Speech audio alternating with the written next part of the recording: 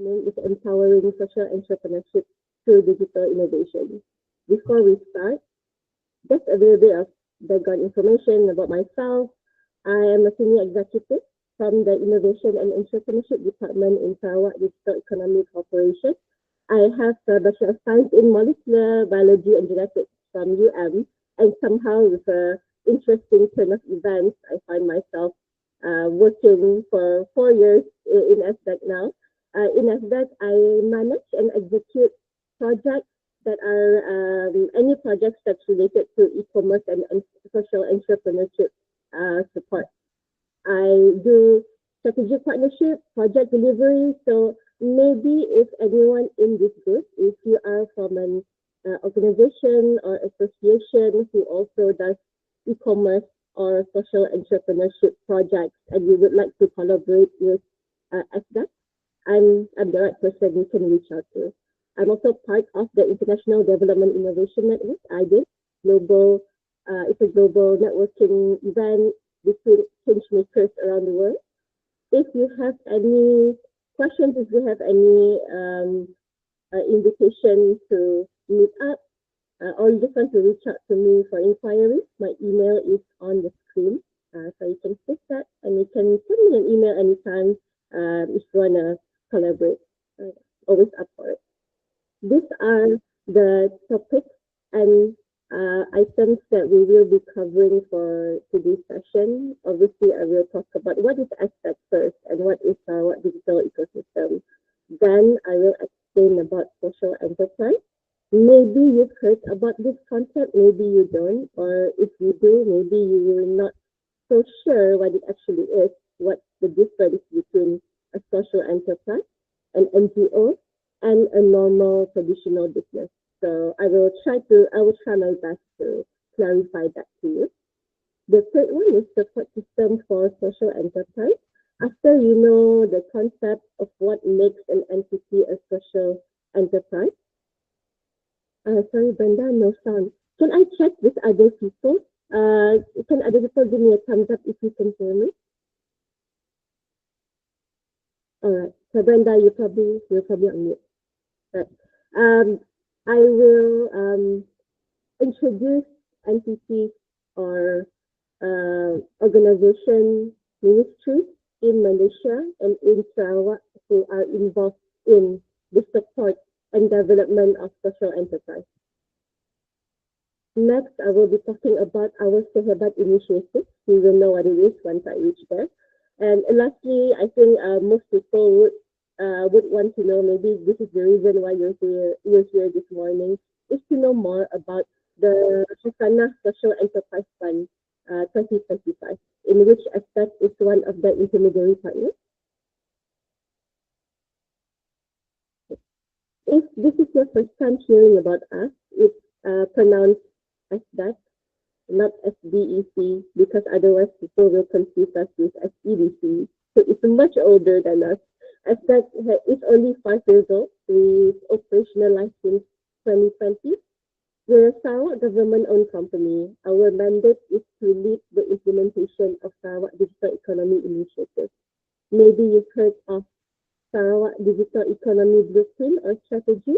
Our premier since 2018 has been emphasizing about our state focusing on digital economy instead of relying on purely natural resources, because it's not sustainable if we rely on solely on our natural resources. It will not be sustainable in the long run, which is why digital economy has been a focus or forefront of the state's objectives for the past few years.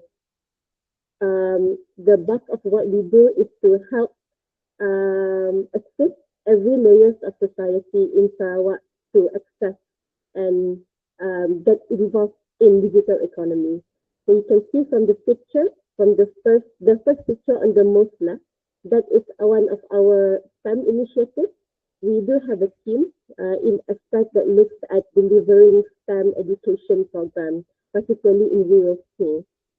And then we have a team that help develop the startup ecosystem. So we create and run incubation program, ideation program, even accelerator program to get entrepreneurs to ideate and continuously innovate. Hopefully, we can get the next boost or the next grab in Sarawak. Right? These are the among the initiatives that we have for our entrepreneurs, for our students. In the middle picture, there is a group of orang kampung around a banner on which on the banner you can see Sarawak Rural Broadband Network. That is our telco service as RBN. We install this telco services to rural areas in otherwise do not have telco and telco towers. So this is how we enable rural communities to have access to internet and continually participate in the digital economy activities. So the most right pictures of someone live streaming their product. So that is actually part of the project that I oversee called Sarawak Digital Mall project. We work together with e-commerce platforms. This year we work with TikTok Shop to help entrepreneurs in Sarawak to adopt this platform and make use of this platform to increase their sales. So those are just very, very small examples of what SDEC is doing. And we not only operate in Kuching, in fact, across Sarawak, we do have digital innovation hubs. On the picture, we have, as you can see on the map, we have digital innovation hubs in Lawas, Kapit, Sri Aman, Serian, Betong. So the purpose of this digital innovation hub is to allow the community, the local community, access to co-working space. So on the picture, Lawas Digital Innovation Hub, that is the example of a co-working space at our Lawas Hub. And the third picture down there is our Muka Digital Innovation Hub. That is an event space. So if you have an event going on, or if you want, let's say you have a meeting, you want to meet a client in Muka or in Serian, and you want to get a nice office space to have your meeting in. So this our digital innovation hub can be your meeting place, or even if it's for you to deliver your training, to deliver your presentation. So it serves as an infrastructure to help startups or new businesses to get their business started by leveraging on our digital innovation hub. And how often how often do people in this audience visit Plaza Merdeka? If you go to level 4 of Plaza Merdeka, you might see our new makerspace, the Makaramai makerspace. It's the first picture in this slide. That's the top picture in this slide. So in our makerspace, we have a very huge event space that can occupy up to 1,000 people. And with a event space, you have 3D printing labs, and you have all sorts of maker tools that you can come in and try these tools out yourself. But so these are all the venues, the infrastructures that we provide across Sarawak just for new entrepreneurs to ideate and operate their business at the start. We work together with we're not working ourselves, we work together with our other ecosystem partners like the GAS has Digital Village in Kuching. We also work with Digital Community Center, DCC, SEDI. We couldn't cover all districts, right? So DCC, SEDI, even the GAS, they have their own venues that we sometimes do our programs at each other's venues as well. The GAS has Digital Innovation Hub at Miri, Bintulu, and Kuching. So these are all interesting cases that perhaps you want to check out. If you want to know more about all this infra and services opportunities provided within the Sarawak digital ecosystem, you can always Google the Sarawak digital ecosystem on the search bar, and it will bring you to the main page of the ecosystem page. It has all the list of digital innovation hubs that we have across Sarawak and all the facilities provided. Okay. Let's talk about entrepreneurship and innovation. Maybe I don't have to spend too much time here. As we know, innovation breeds entrepreneurship with innovation. You continuously um, uh, you continuously innovate and improve your product or improve the way you reach to your customers or improve the way you operate your business, and that is how you increase job opportunities. That's how you increase the value in the economy. For example, how Zeus has disrupted the coffee industry. Now more people have this habit of ordering their coffee order on the app, and then they will just go to the shop and pick up the coffee. So it changes the way consumers consume their coffee. It changes our consumer habits. So you can see all this disruptive patterns in many major innovative ventures. For example, Grab or other e-hailing services has disrupted the taxi industry, how Airbnb has disrupted the hotel industry. So now a lot of people prefer to get to order home space, take home space instead of taking hotels when they travel.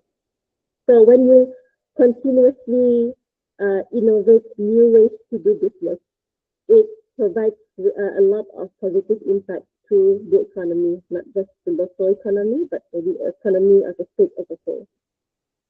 When we talk about innovation and businesses, we do have to be aware of the the ugly things that tend to come with uh, expensive innovation, expensive profit making.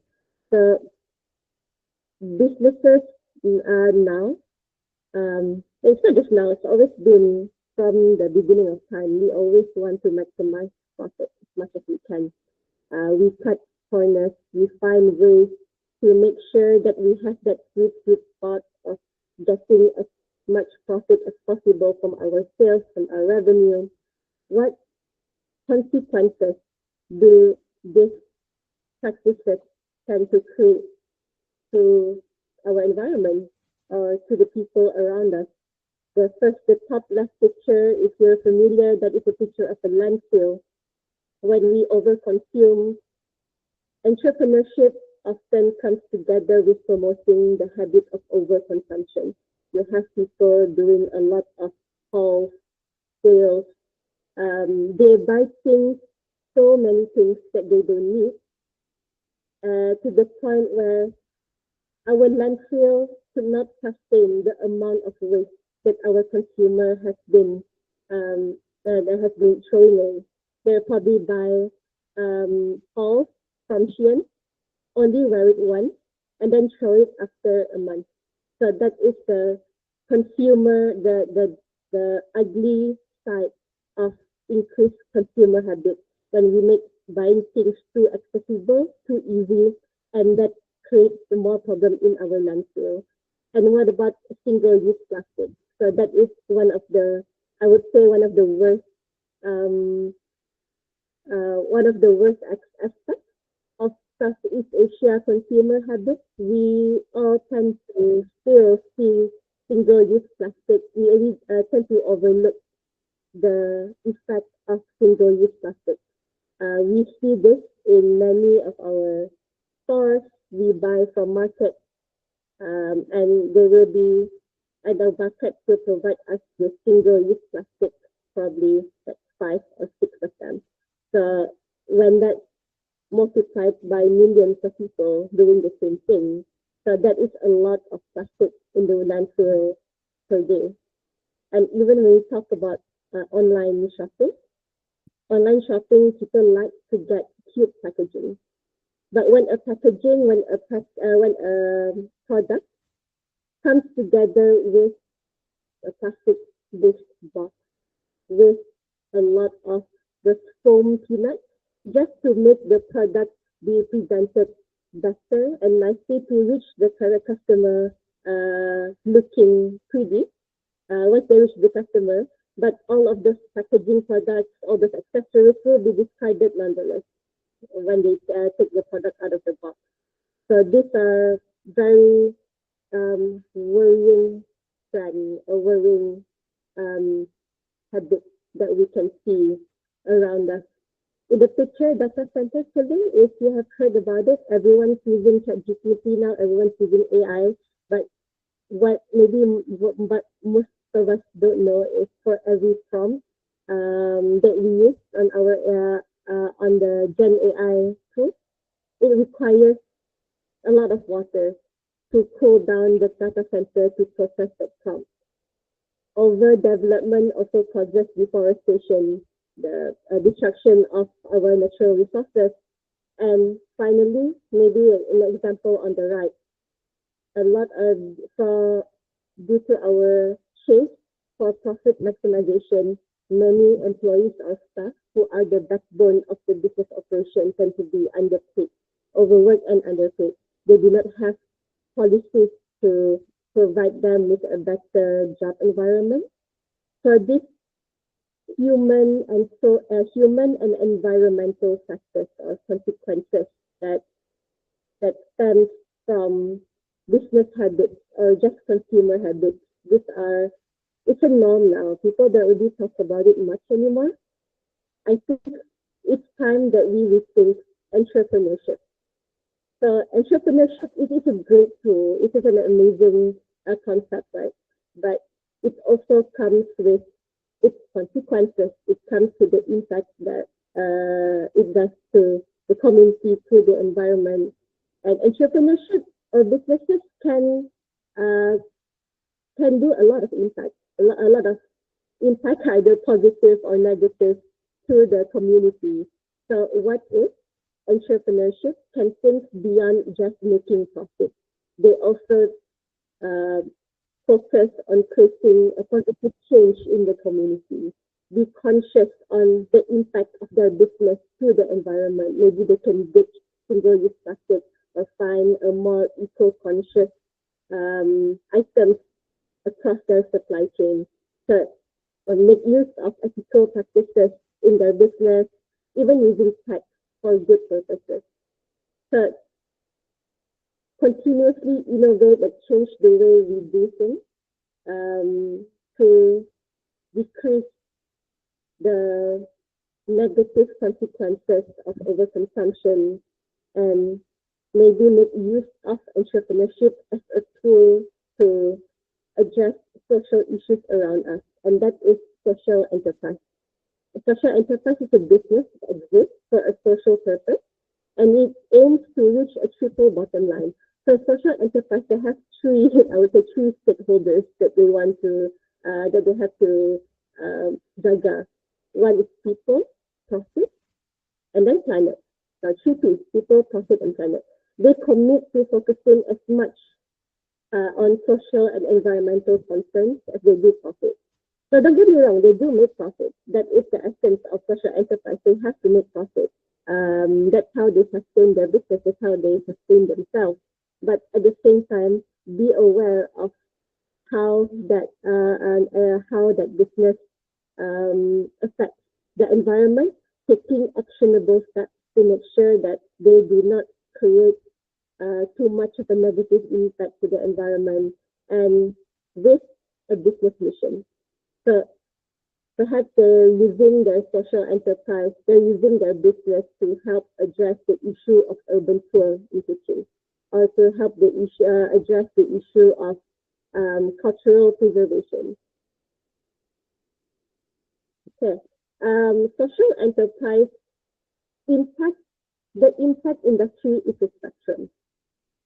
In this picture, you see there's a social enterprise in the middle, and then you have a traditional charity on the left side, and then on the other end is a traditional business.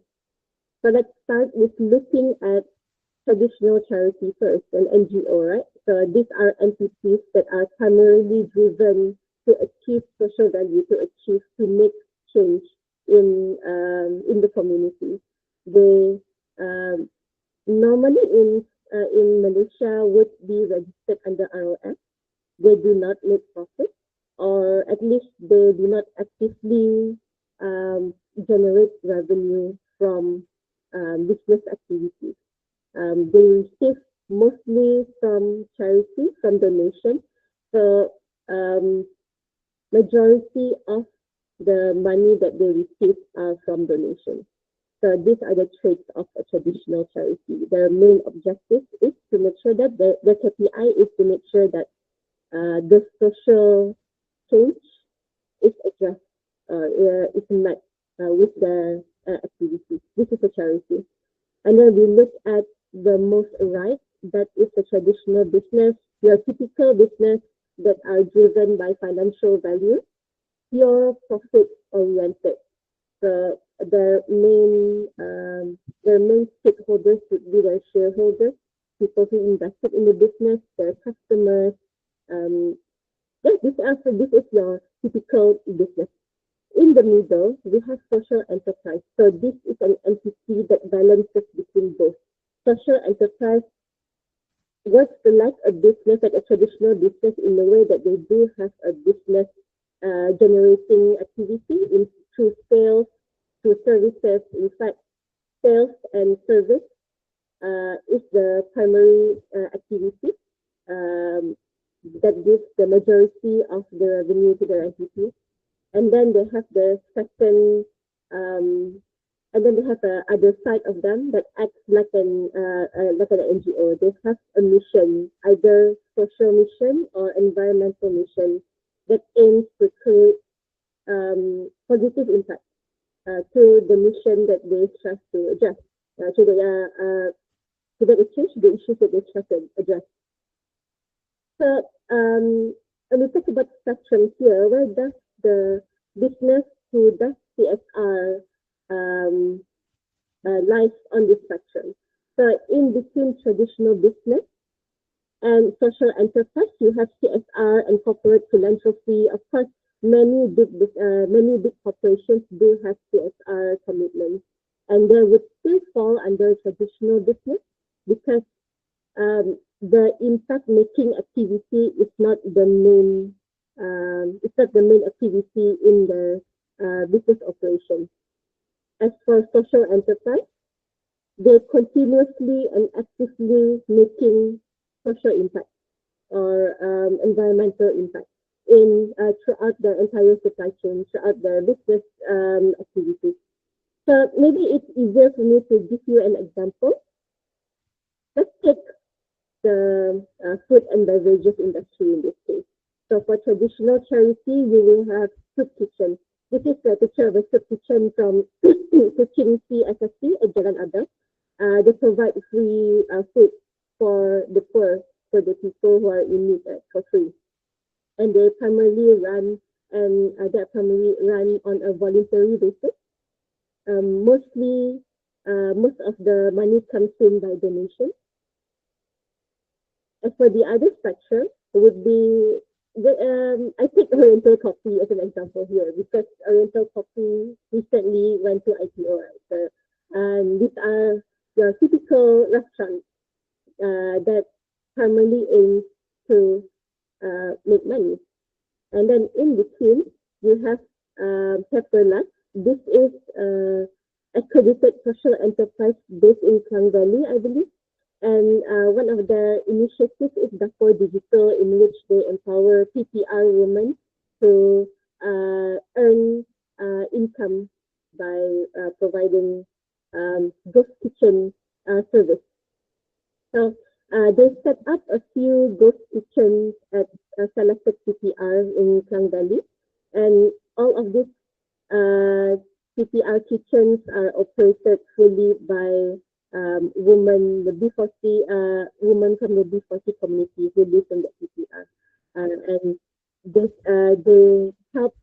they help this woman find orders to Grab, through they operate the marketing of the Sarawak Digital, and then the woman in the PPR will meet that order. They'll be the one cooking the food and then send it for delivery, giving extra giving income opportunity for the women in the PPR, in the selected PPR. So that you can clearly see the difference in how each of these entities work.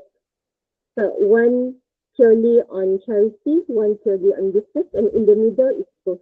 You make money, but at the same time, the profit will have to be used to sustain the activities that you are doing to make an impact. I hope that it's clear. I really try my best to explain this concept as much as I can. But of course, if you have more questions, feel free to drop in the comment section, and I'll try my best to explain it maybe clearly. So, SDEC has a special interest in helping social enterprise.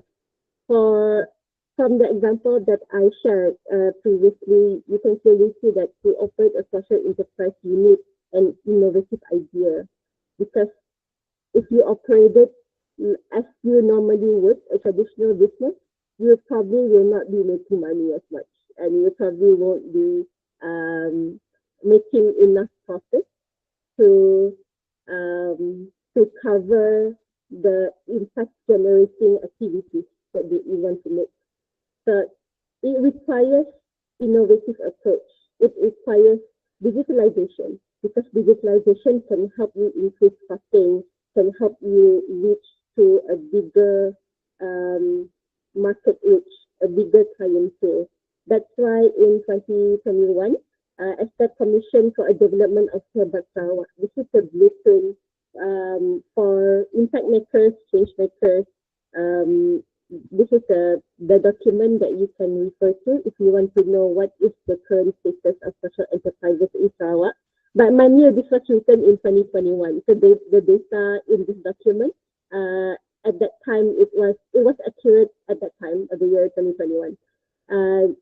Our aim, from this document, we find out what are the dimensions in the ecosystem that we want to improve if we were to provide a stronger support for social enterprises in Sarawak. Our aim is by 2030, hopefully we will reach 100 accredited or recognized social enterprises in the state. Second is to enhance the awareness on sustainable and impactful business practices among Sarawakian MSMEs. Hopefully in 5 years' time, ESG is becoming a norm in Sarawak. All businesses would have switched to a more eco-friendly packaging. Less and less of us are using single-use plastic. So sustainable practices in business would be a norm by 2030. And of course, our third objective is to create a supportive Sarawak digital ecosystem that can digitally empower social enterprises. If you want to check out the full document of this blueprint, feel free to scan the QR code on the slide. So it should take you through the entire 300 pages document of the blueprint.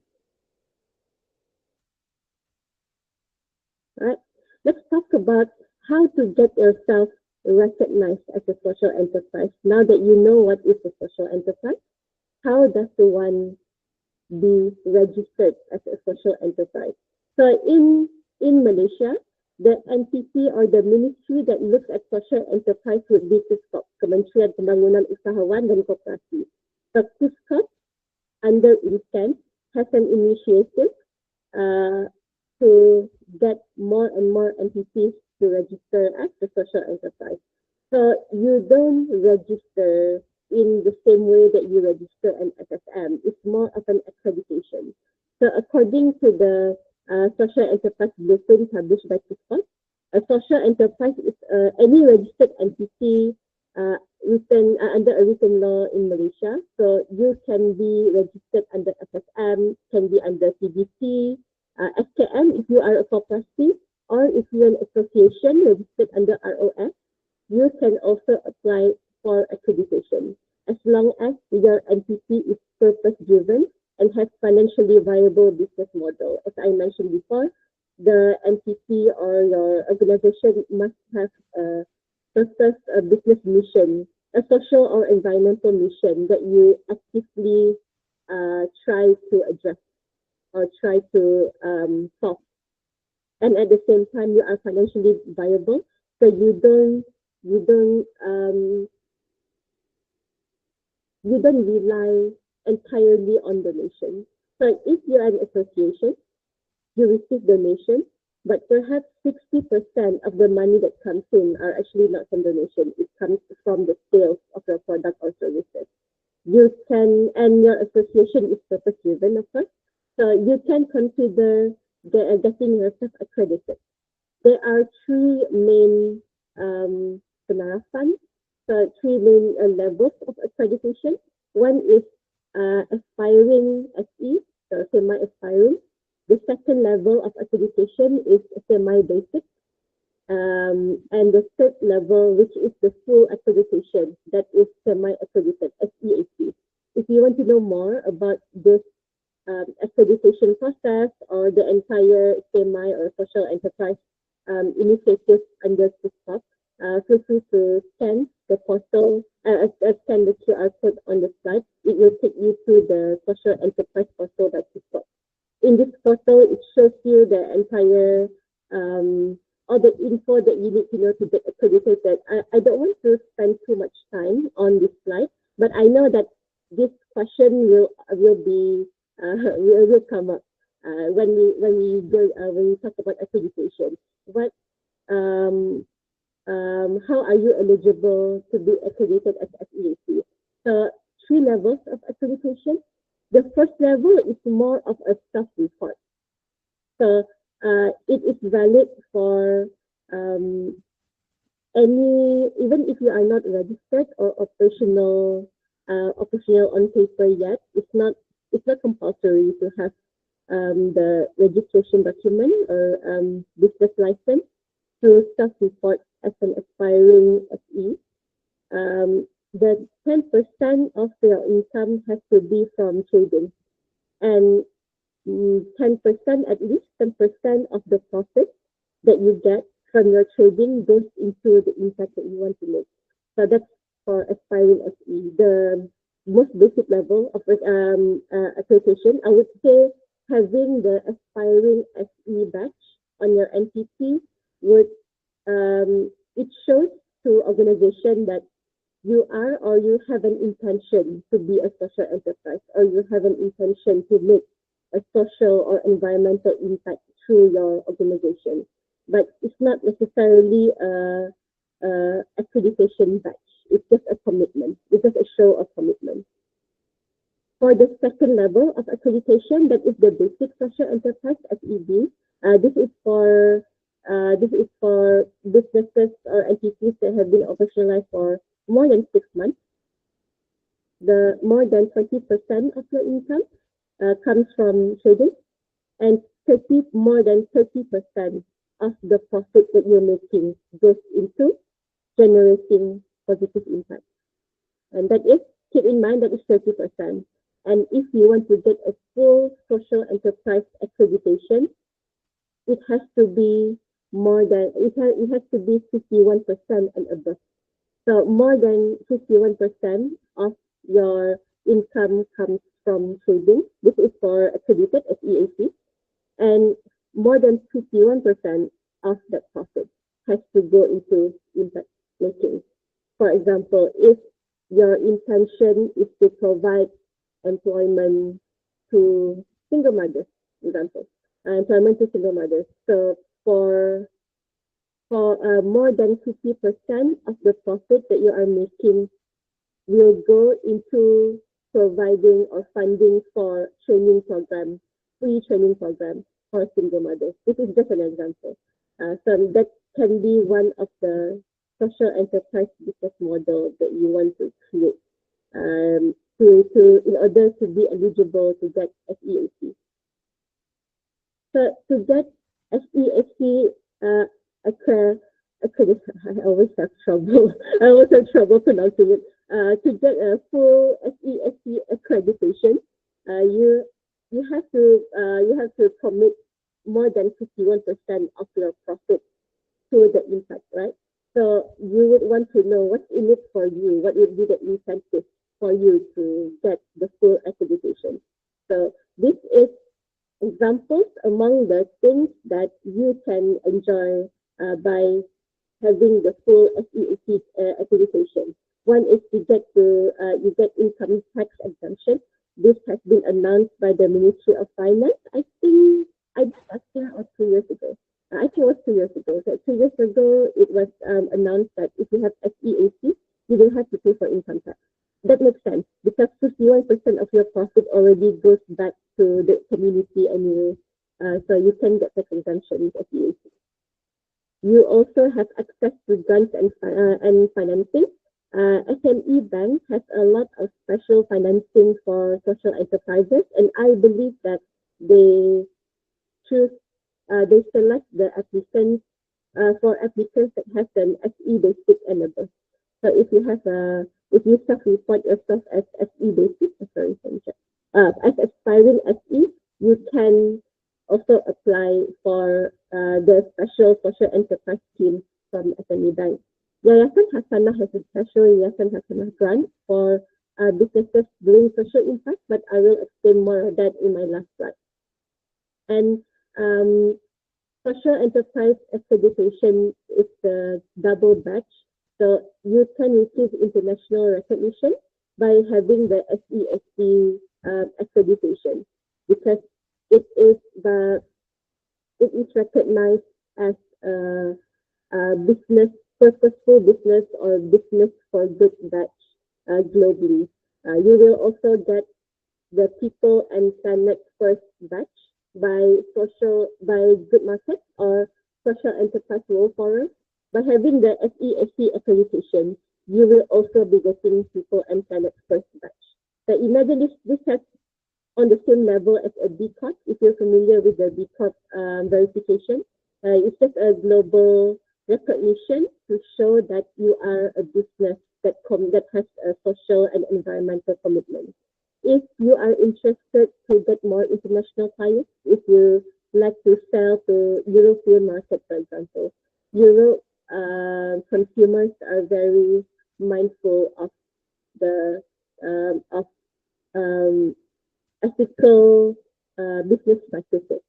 So by having the People and Planet First batch, it will be easier for you to access to a wider global market who are more ethically conscious. So this is an opportunity for you to think of, for you to explore if you would like to get SEAC. This is the social enterprise directory from the Cisco portal. You can, if you're interested, you can scan this QR code on this slide. This is the portal that lists down all entities or organization that has at least an aspiring SE accreditation from the portal. So these are the list of people who are SE basic, SEAC, aspiring SE. So when you register yourself, your name will also be your company name. Will also be displayed on the portal, and this can also open more doors for a client base for you. Open more client base for your organization. Certain entities in Malaysia, they prefer to buy from social enterprise. We call it social procurement. They often check out this directory to find potential vendors, find potential suppliers. So to expand your clientele, so you can explore the portal and see if you're interested to register yourself as an aspiring affiliate. INSCAN, Institute Keusahawan Negara, these are entrepreneurship development agency under SIS. They provide special social enterprise training program. If you are interested to consider a social enterprise business model, or you want to create your own social enterprise, I would suggest joining the Khusus Asas Keusahawanan Social by INSCAN because they can help you ideate for your social enterprise ideas. And in Sarawak, I would say myself, Ministry of Youth and Sports and Entrepreneurship Development, they are the most active at embarking on social enterprise support programs. Last year, MySet and Kementerian Belia dan Sukan, KBS, they co-organized a social enterprise open day at Plaza Merdeka, in which SDEC is one of the co-organizers. We had a lot of fun. It was a 2 days open day event to introduce the public about social enterprise and give a platform for the local social enterprises to sell. There's a marketplace for social enterprise vendors. So that was pretty fun. More and more initiatives, not just in federal, but also in the state government, that uh, create, that helps to promote and support more people to adopt social entrepreneurship. Okay. Just gonna go over this real quick. Uh, just like a startup, to develop social enterprise, to have your own social enterprise, we often have a stages of growth stages. So you start with a vision. Um, this is just the seed. So I put pictures of a seed there just to help you better visualize it. So at this point, your social enterprise idea is just at its most basic stage. You have an ideation stage.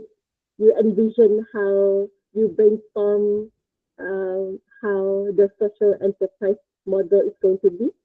What what issue that you want to address in your community? Maybe it's to help the stray dogs and stray cats, stray animals in your community, and how what sort of business that you can run that can at the same time help the stray animals around the community. This is just an example. So you identify the issue that you want to solve and brainstorm for the solution to address this issue through a business model. So that is just the vision stage. And then you validate it. So you validate this idea, maybe do some market research, consumer research, and see if people want to, if your business idea works, and see if the solution that you propose actually works um, to help your beneficiaries. And then you will start developing your social enterprise. You want to launch it. So there's this you create your product or your service, you launch your business, and the access to market to reach out to customers and clients. So this is where the whole business operation process starts. And while growing that business, at the same time, concurrently, actively contribute to doing the positive impact to whatever social or environmental mission that you are committing to. And then you grow. So this is when you are financially sustainable. Maybe at the start, you need a little bit of help, a little bit of financial help. And then as you reach the growth stage, you are finally sustainable. You have a steady income stream in which the income can be used to sustain your business and sustain your social mission. And finally, if you are established enough, hopefully, your business model is good enough to be replicated at other areas as well. That's why in the established picture, on the established area, I put pictures of two trees.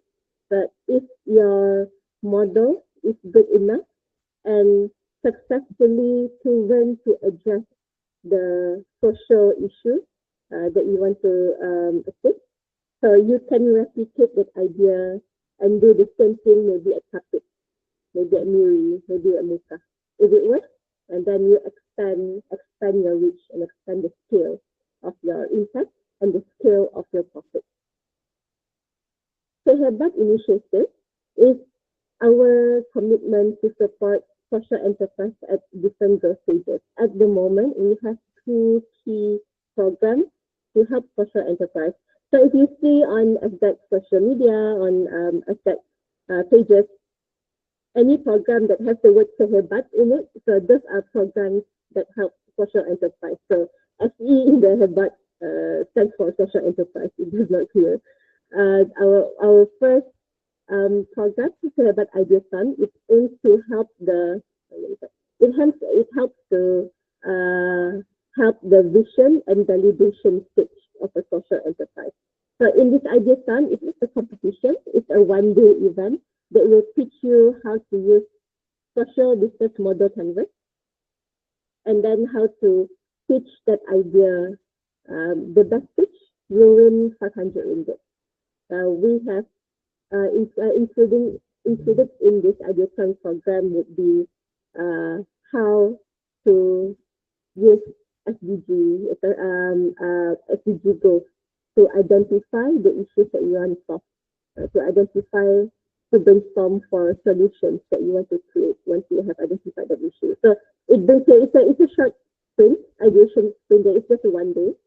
So from the beginning of the program, you will learn some tools for you to generate your own social enterprise business idea. And finally, you will be trained on how to pitch this idea. You'll be given like 5 minutes elevator pitch to present your business idea to a panel of judges.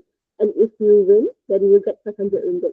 You can either use the 500 ringgit on your own for personal use, or if you're really serious and passionate about the idea that you just pitched, you can make use of that 500 ringgit as a pre-seed funding to help fund and kickstart the first stages of your business. Really up to you. And Sahabat Catalyst is our program. I'll call it, it's like it's not really an accelerator of some sort, but a business support program. If you are familiar with the Hasanah grant, Sahabat Catalyst is the program that complements the Hasanah grant. Because Yayasan Hasanah Social Enterprise Fund, starting last year, as that is the intermediary partner. So I'm going to explain more on that in the last slide. So just keep in mind for a moment, Sahabat Catalyst, it's more tailored to support social enterprises that are already in operation. So they're already in operation, they already have an impact project. So the Sahabat Catalyst help them give access to networking, partnership opportunity, access to market to help scale and support their impact project. So we have programs that aim to support different growth stages. So at this point, you might be thinking, but what about program that helps with the development stage? Right. This is what's missing. Our Ideaton program helps here, and then our Sahabat Catalyst program will help the entities that are ready to go and establish.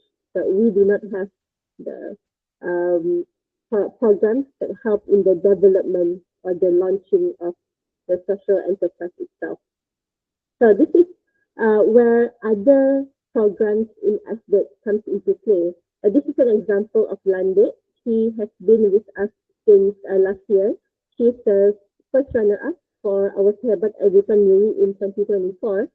She uses our Ideaton program as a way to, as a platform to conceptualize her business idea. We introduced her to tools like design thinking and SDMC to put her ideas on paper, help validate her ideas with our trainers. She then joined Founders Forge, which is a business incubation program by SDEC.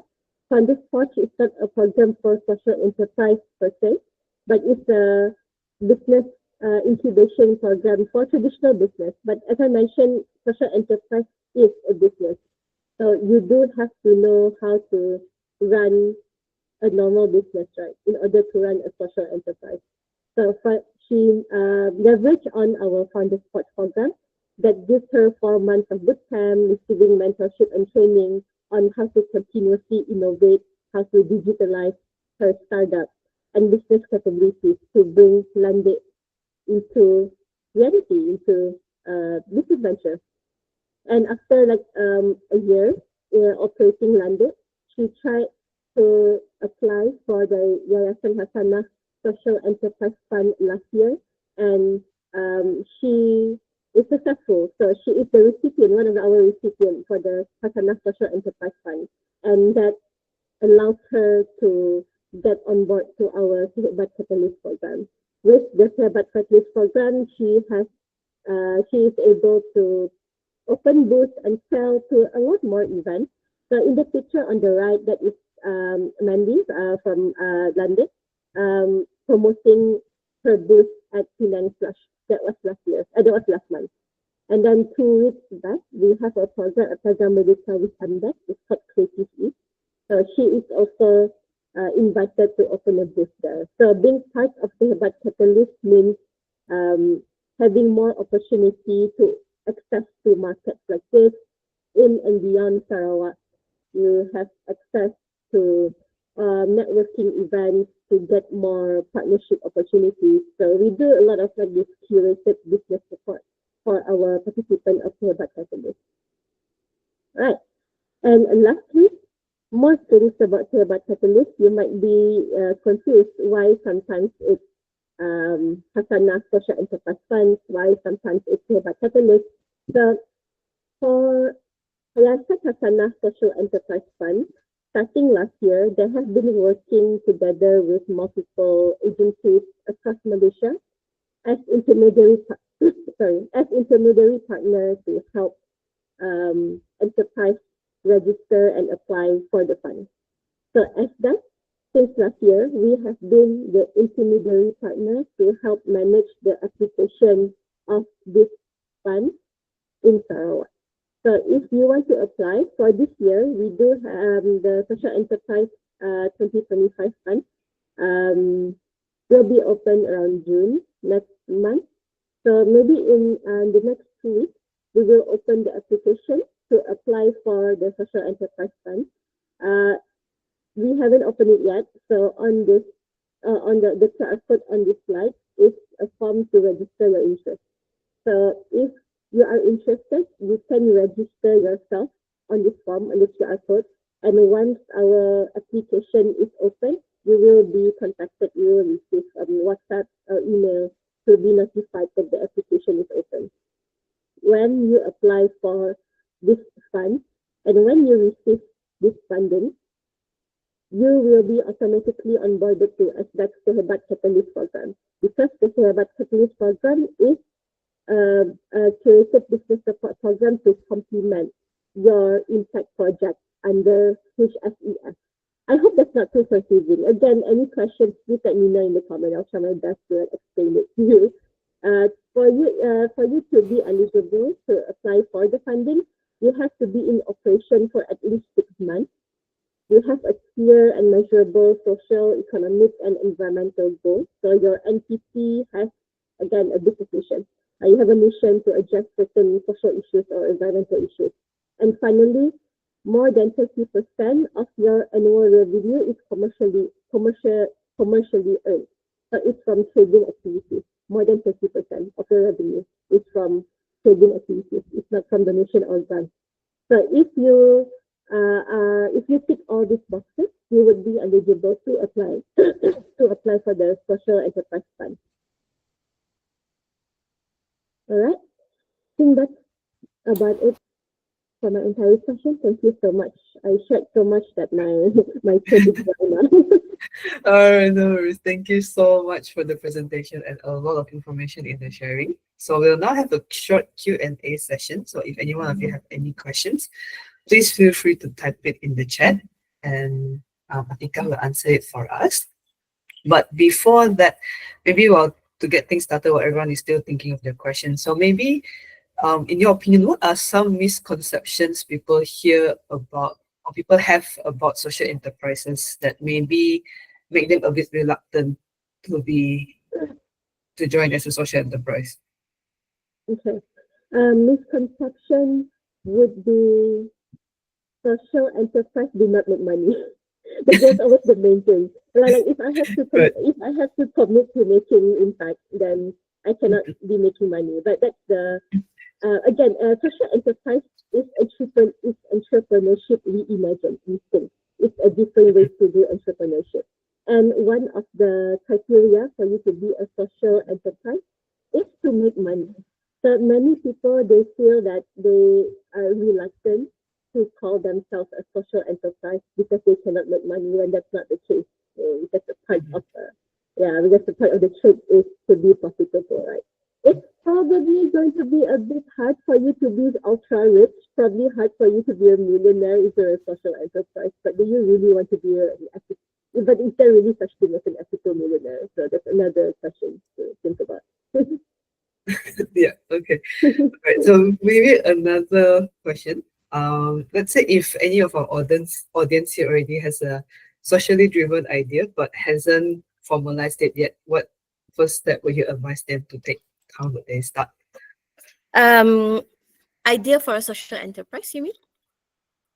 Yeah, no, I mean they already have the idea perhaps, but then what would the first step? What would you advise them to start? How to start, or what would the first step The take? first step, I think you have to study, you have to do more research on social enterprise, especially the um, the legal, I won't say legal, the Kutkap, I think Kutkap portal. Let me send this portal in the chat.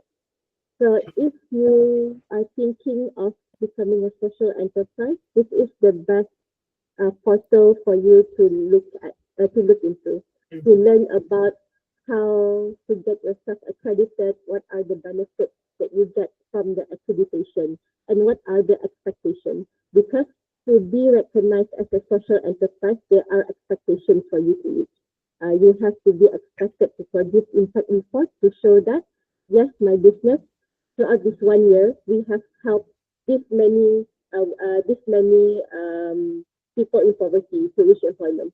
So these are the expectations. So I think learning the expectation that comes with being a social enterprise would be a good step. And then you can find an incubator program. So join Hebat program. So that program will be a good start. Okay. Okay, so there's a question from Amir. Sahabat Catalyst and Hasana Social Enterprise Fund is for operational SE, right?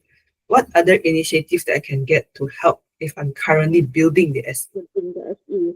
Okay, so that's the other initiatives I can help. Amir, can I know what sort of help are you referring to? I'm currently building. Is it financing? Is it capability program? You can join business incubator like in building app, maybe marketing. Okay, Founders Forge would be a good program. Additionally, if you've heard of Shell Left Wire, that is not from SDEC, but it is within our ecosystem partners, the Gas and Shell.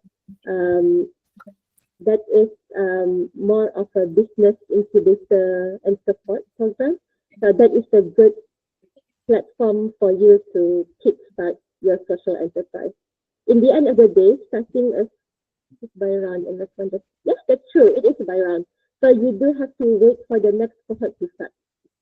To launch a social enterprise, it's not that different from launching a normal business. In fact, it is a good step to have to launch a social enterprise in a similar fashion you would a business. It's just that you do have your impact mission that you have to focus on as well.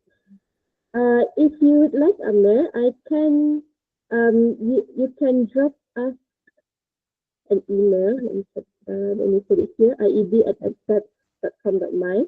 You can maybe say hi to our email here, and then I will put you in our meeting list. Maybe a newsletter of some sort to notify when the next round of Founders Forge is open. Okay, so another one. The social enterprise must be in the context of social development, or can it be in any areas of enterprise? Not really to focus on community development per se, but at the end, it will generate and create more income equally, specifically as a digital economy. For example, so he wants to promote HR tech talent to cater local SME. The aim to prevent brain drain of local or still can get local abroad to get in touch digitally when their services are needed. Okay. It's very. I think this is a good question, because all entrepreneurship in essence wants to solve an issue, right? So what sort of issue or beneficiary that makes you a social enterprise? This is where I think this Yeah, can you share? this portal will be a good resource for you. Can you see my screen? Yep, yep. Okay. Maybe. So in the Flipkart Social Enterprise portal, there is a tab here that says hold on, publication. It should be in the introduction portal. Yeah. So in the introduction page of the portal, they show the list of purposes of social enterprise. These are the examples of issues that you may want to solve through your social enterprise. Food security, social inequality, access to water and sanitation. It's not, obviously this is not exhaustive, it's not exhaustive, but it is a good indicator to the type of issues that social enterprises can solve.